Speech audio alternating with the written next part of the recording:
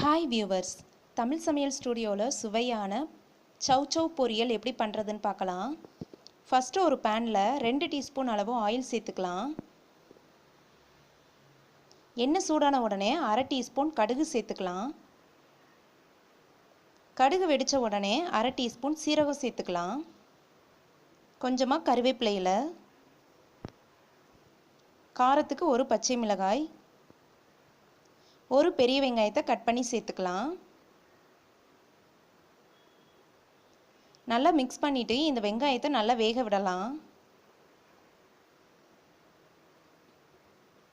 இப்போ பாருங்கள், வெங்காயம் நல்லா வதங்கியிருக்கு. இப்போ இதில் ஒரு சவ் சவ் காயை மேலே உள்ள தொலியெல்லாம் நீக்கிட்டு கட் பண்ணி சேர்த்துக்கலாம்.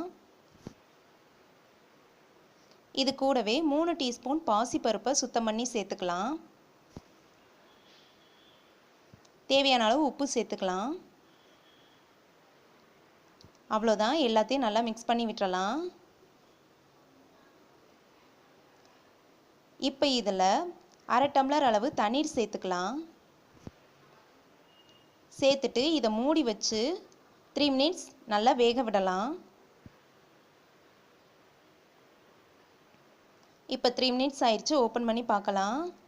பாருங்கள், காயெல்லாம் நல்லா வெந்திருக்கு. இந்த ஸ்டேஜ் வரைக்கும் நல்லா வேக விட்டுறலாம். இப்போ இதில் கடைசியாக கொஞ்சம் துருவின தேங்காய் சேர்த்துக்கலாம். சேர்த்துட்டு நல்லா மிக்ஸ் பண்ணி விட்டுறலாம்.